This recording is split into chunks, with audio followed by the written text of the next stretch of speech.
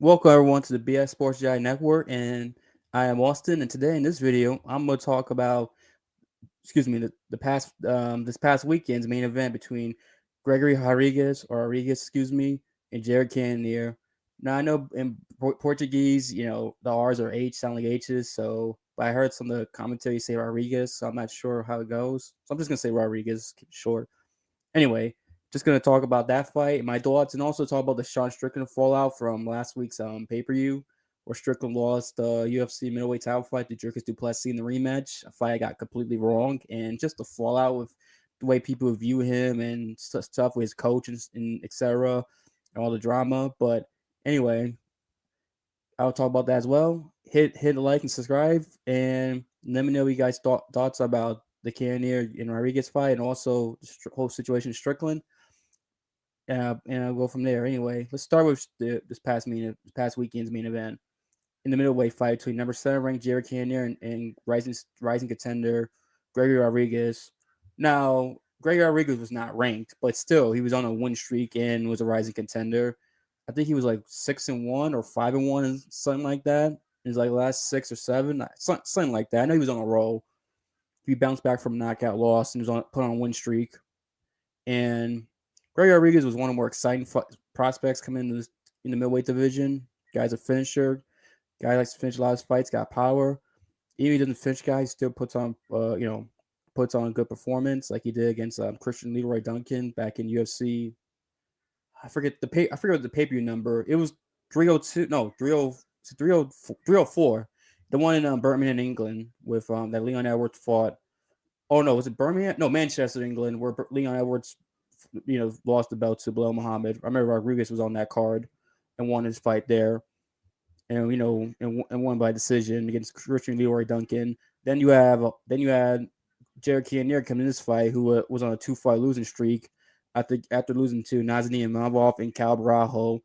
And I didn't make a prediction video, but going to this fight, at first I thought Cannonier was gonna win just because of that Rodriguez was unproven and this was a big step up in competition. But as we got closer to the fight night, part of me kind of switched and thought Rodriguez would win just because Cannonier, is 40 years old, so lost 2 in a row, and he's been wobbled or hurt in his last 2 fights. Got dropped by Cal Barajo in 5th round, and got rocked by Mavov. And even though the referee Jason Herzog, who I consider the best referee in MMA, did a terrible job with stopping that fight, because that fight should not have been stopped. It was premature. And it was one of the worst stoppages I've seen. The Cannonier lost to Mavov, but he had been rocked, and like I said, he's 4 years old. He had been rocked, or in the Bravo fight got dropped. So I thought maybe this was the end of Cannonier because of that. But I was wrong, and a lot of people were wrong, because Jared Cannonier won this fight, had a great performance, despite losing the first round. The first round, Gregory Rodriguez did a good job with excuse me, did a good job, pushing pace and landing some good shots in Jared, and dropped him twice. Even though he dropped him twice, it wasn't a 10-8, because Jared Cannonier was landing, so was actually doing decently, was landing some shots, but not as much as Gregory Rodriguez was. Especially, Rodriguez early on went through several body kicks that landed on Jared Cannonier, especially in the beginning of round one. And like I said, Rodriguez was doing a good job with landing on Jared Cannonier with his punches. And and like I said, not allowing Jared to get going. Like I said, Jared did land some shots, but still, Jared didn't exactly land as much as Gregory did in that round. And Jerry himself mentioned in the post fight interview he did on ESPN Plus, where he mentioned he did a lot of movement, but he didn't exactly throw a lot of offense. He basically said that in the post fight interview he did for ESPN Plus desk.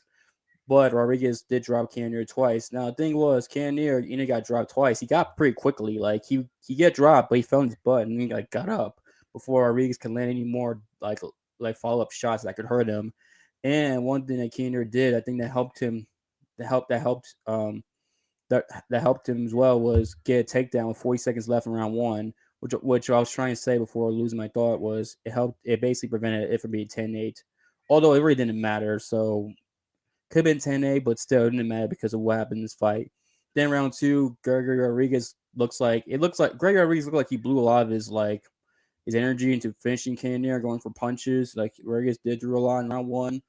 And like I said, he was trying to finish Cannonier after dropping him, but couldn't land like too many big like follow up blows after dropping Cannonier.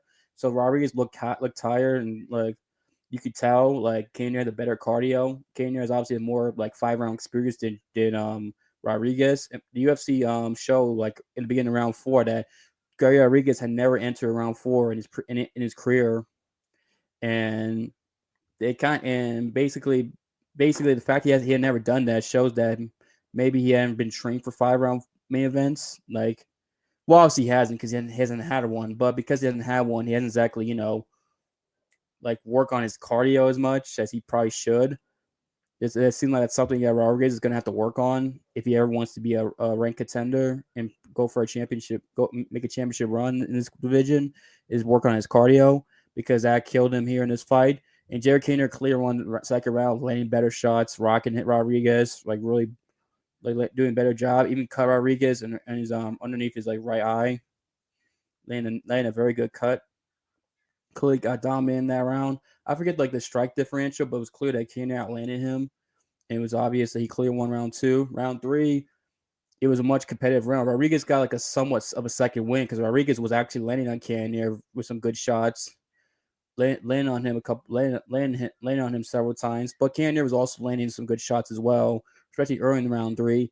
I mean, to the point where Rodriguez had another cut in his left eye, and like it was and like if you see like Jared Cannonier's afro, he had like some of Rodriguez's blood on like part of his hair, and it was like afro, and then but as like this round kept going, like Rodriguez, like seemed like Rodriguez was starting to pull away from the round because he was starting landing a little bit more on Cannonier, landing some more shots. Rodriguez was slowing down and was tired.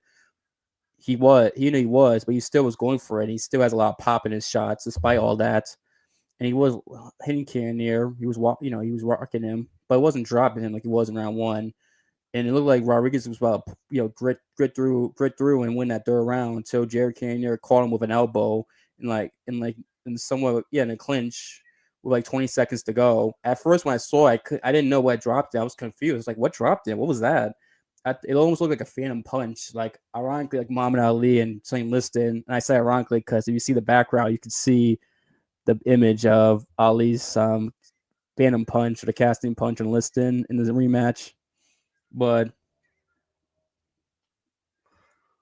yeah, it almost looked like that until I saw a replay. I saw that it was an elbow that caught Rodriguez that dropped him badly, and this was the beginning to end for Gregory Rodriguez because Cannonier went through and was throwing some follow up shots, and a few landed, not many, but a few landed that still rocked him.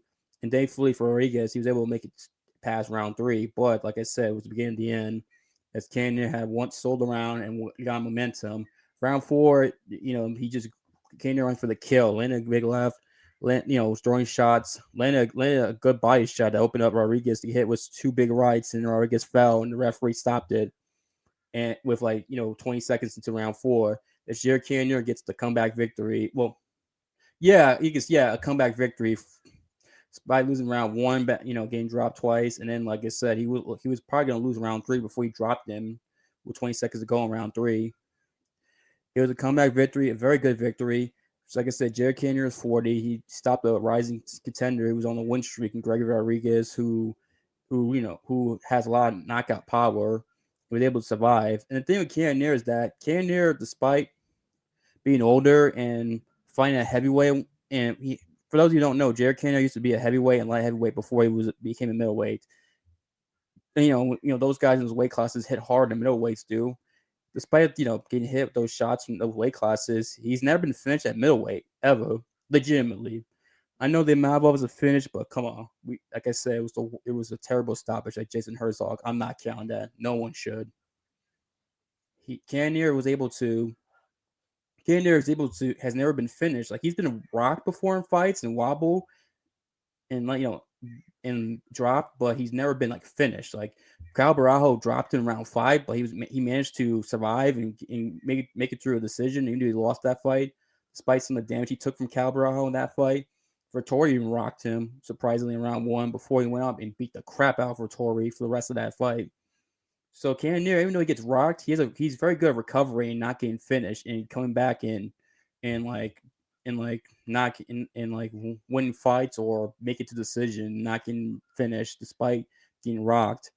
And like I said, he fought heavier weight classes, and yet he hasn't been finished at middleweight. And I mention that because you would think, damage you take from getting hit by guys who have more power, you would think that will affect you as your career keeps going, take more fights. But it hasn't with Jared Cannonier, so that's really impressive by him. And for Gregor Rodrigues, he's got a lot of potential. Like I said, he could be a contender, but I think he's going to work on his cardio. Just work on his conditioning, cardio, and if he can work on that, and maintains knockout. Well, he'll be able to maintain his knockout power because power does not go away. It's the last thing to go in fights for fighters, as the old saying goes. So if he can just work on his conditioning a little more, he can be a contender, a top 10 guy like Jared Cannonier is. He's ranked number 7. And me personally, what I think for Cannonier, what should be next for him, I think he should fight probably the winner of the co-main event of next week's card, or this upcoming week's card, which is Brian Allen and Anthony Hernandez for both middleweights. I think the winner of that fight should probably fight Jared Cannonier next. I think that'd be a good matchup in that middleweight division. I think it makes sense. Plus, I don't think Cannonier's fighting those guys, so that'll be kind of interesting to see. We'll obviously have to wait to see what happens Saturday, who wins that fight in the co-main event of the Seattle card, which, despite it, I mean, that Seattle card was super stacked, but then a bunch of fights got canceled, and it's still a good card, despite the all the fights being pulled out, because that's a good main event, co-main event, and a good third card. But I'll do a video about that Seattle card, my predictions, what I think is going to happen. But let me transition from that to Sean Strickland. Now, last week, Sean Strickland lost his title fight to Dricus du Plessis. Lost 5 rounds, maybe 4. You can argue give the third round to Strickland, arguably. You like I said, it's arguable, but Strickland clearly lost.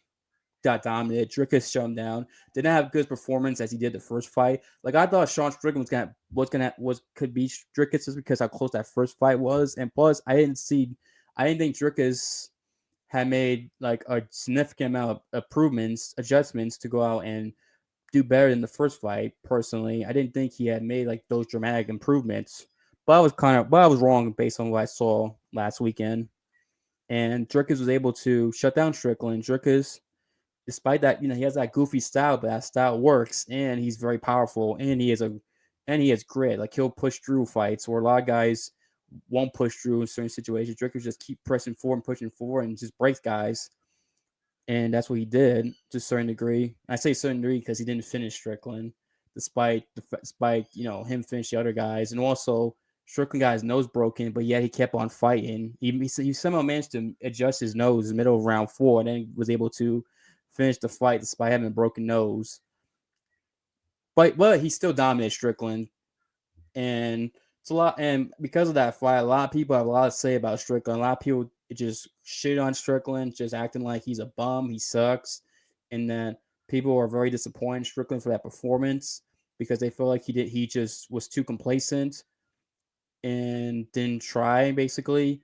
And I know he's having issues with his head coach Eric Nixick, where Eric Nixick went on Ariel Hawani's show and basically just airs grievances out to Strickland, and even seemed like he won't corner Strickland in his next fight, which is like crazy because Strickland, I think Nixick's been there for all of Strickland's career, if not most of Strickland's career. I mean, he helped Strickland win a world title, so it's crazy to hear that. And he went on Ariel Hawani's show, say he only wants to coach world champions, which when I heard that, I was like, that's such a stupid thing for you to say, Eric Nixick. It's kind of dumb because it's like there's plenty of guys in your gym who won't be world champions, but he has clarified that, and he basically admitted that he should not have said that or gone out, said what he said in the Ariel Hawani show. I think he got a lot of pushback for that, and it was kind of I understand Eric Nixick has every right to be upset with Strickland, has every right because he obviously wants Strickland to perform better because I'm pretty sure him and Strickland went over a game plan, and he mentioned adjustments he made with Strickland that he was trying, he basically was working on things, and yet Strickland seemed to not try as hard. It seemed like Strickland didn't have as much success. It seemed like he wasn't trying as much as the first fight, or wasn't as much success rather, and wasn't trying at times. So I understand why he's upset. He has every right to. Plus, it seems like there's more situation with Strickland and coach Eric Nixick, according to an MMA YouTube channel called 10-7 May, who is a guy, and I forget his name, and I apologize. I wish I remembered these guys' names because I don't want to shout them out. Shout them out because I thought they did a great job, great video breaking down the Strickland situation. Because one of the guys is a fighter who trains at Extreme Couture, who I think is a coach, or I know he's a fighter at one point. I think he might still be a fighter. Might be a fighter coach.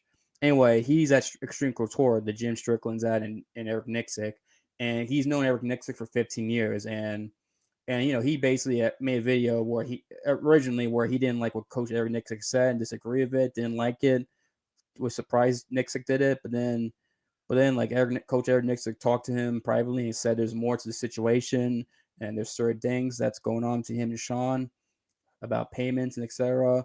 And which is why which is one of the reasons why he was so frustrated with Sean, and also the game plans, what how he felt Sean fight also was what also frustrated him. So there's a lot more to the Eric Nixick and Strickland situation that people ain't talking about. That channel did a good job breaking down and explaining, and which I'll link to in the comment section. I will link to the video, the interview, so you guys can see for yourself. Because I thought because it was something that I didn't know about that was like, oh whoa, it changed a little bit how I feel about the Strickland fallout, because I understand why Coach Eric Nixick is upset, and if he's upset, if it's true what's going on, then yeah, obviously he has a right to be upset. However, I still don't think he should have aired out publicly like that, because that's not a good look for you to do that to your fighter, especially especially if you haven't talked to him behind the scenes about that. Like he should have like waited. He should have like at least done that before airing before going on the Ariel Hawani show or any show period. It doesn't matter if it's Hawani, doesn't matter if it's Submission Radio, Shmo, name any Guru, myself, whoever. Like obviously I'm not as big as those guys, but you get what I mean. Like you probably should not go on any podcast or any interview form and like go out and just like basically say what he said about your fighter after he just lost a fight like that, especially the way But I also get why I also get his frustration though. I'm sorry if I sound like Kachurian or sound like I'm playing both sides or like I'm contradicting myself. But the situation with Coach Eric Nixick and Sean Strickland's that I feel like I understand why Eric Nixick's upset with Strickland. I understand it. He has every right to, but I just feel like the way he went about it was wrong. That's what I'm trying to say, and that he should have like not gone to Ariel and show him ear grievances like that. And he admitted that he messed up with doing that, so he took accountability. So I'll give him credit. And I'm a fan of Eric Nixick. I like him as a coach. He's one of the best coaches in MMA. He has done good interviews. He's very insightful guy. You could listen to him. I could tell why he's had a lot of success. I mean, this is a guy who took over established gym after their head coach had unalived himself. I'm saying that because of YouTube's reasons. He had unalived himself, and he basically, if I remember, stepped up and took over step up and took over the head coaching duties, and he's managed to keep that gym.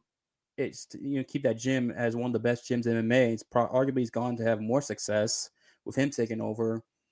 And so he's a very elite coach. I'm a big fan of him as a coach, Eric Nixick.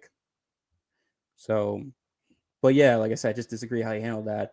But I also understand why he's upset with Strickland. And plus, there's more to the situation than we know. And I'm surprised not many people are talking about it, especially if like coaches with like financial things between the two of them and like etc. And like I said, I'm gonna put a link in the description of that video so you guys can see for yourself.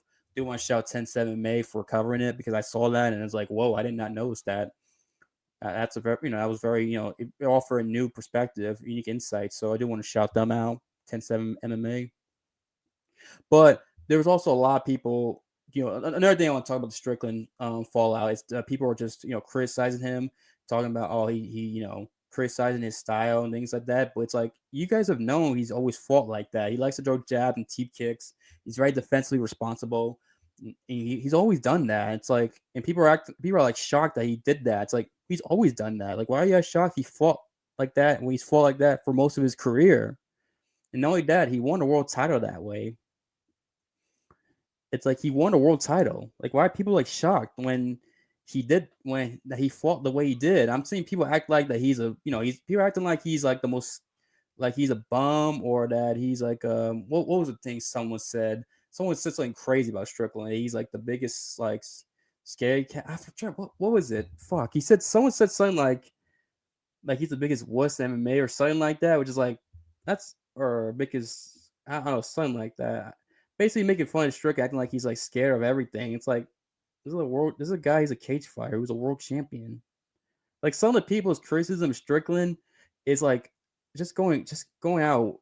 It's just insane. It doesn't even make sense to me. It's like, guys, he's won a world title.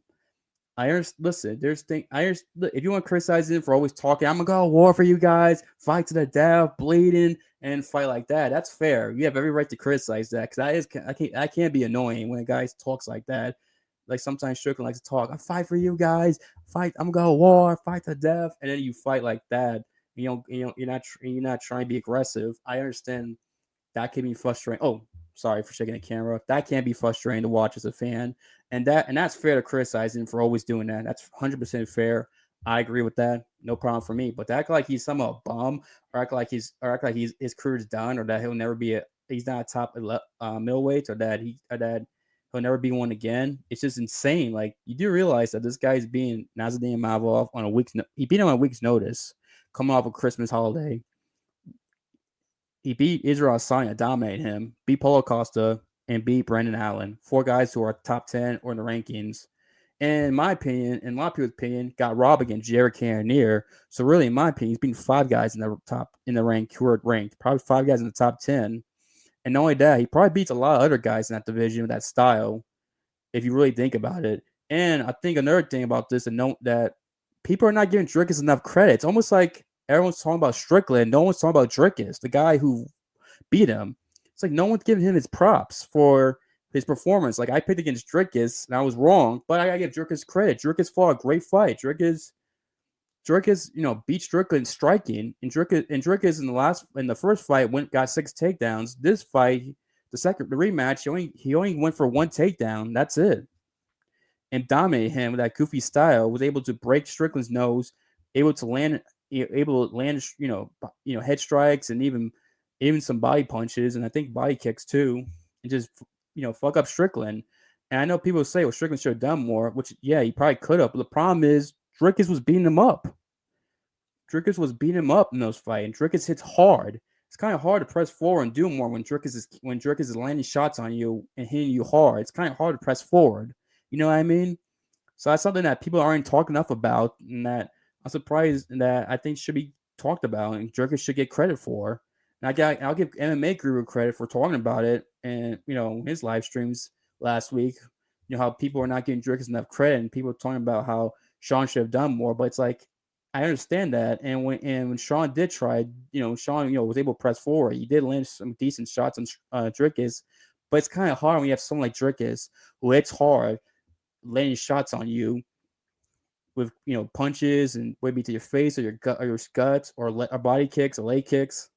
That's something that people aren't giving enough credit for. Is how good Drickus fought in that fight and how hard he hits. So it's kind of hard for Strickland to press forward when Rodgrigues is landing shots on you, able to hit you over your body, whether your face, your body, your legs, etc., leg kicks, punches, etc. So that's something that people aren't talking enough about. People aren't giving enough Drickus credit for. It's almost like people are just shitting on Sean, and it's like we're just going to shit on Sean, and because people don't like Sean for his personality, maybe his fight style, etc.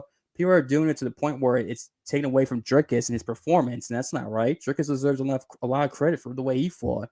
Drickus fought a great fight. Drickus, despite how he looks, he's the best middleweight in the world. What do you want me to say? He's very good. He's probably the one guy who probably can be Hamzat Chimaev. Yes, that's a very competitive fight. Maybe when that fight gets announced, I'll give my thoughts on that fight. But yeah, Drickus is very good. I think we gotta give Drickus a lot of credit. Sean is still pretty good. These are two of the best middleweights in the world. Sean Strickland's beating a lot of guys in that top 10 who are ranked, and other guys who are ranked, and probably still beats a lot of them. Sean is pretty good. People need to give Sean credit.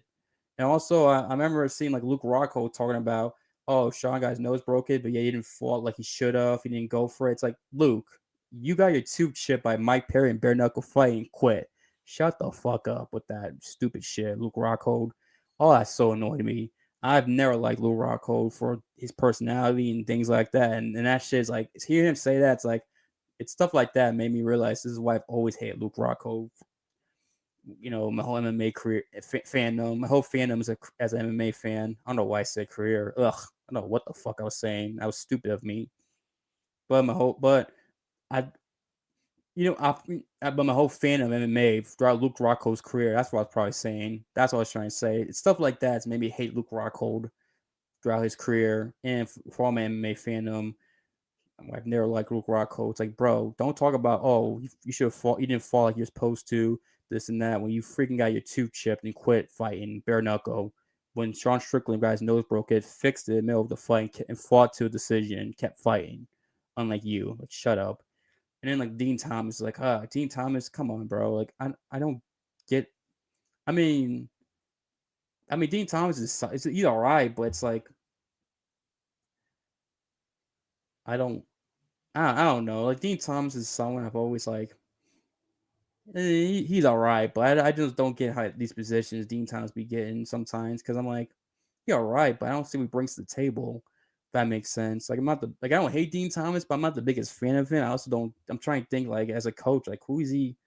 Like who is he? Like who is successful like students other than Tyron Woodley?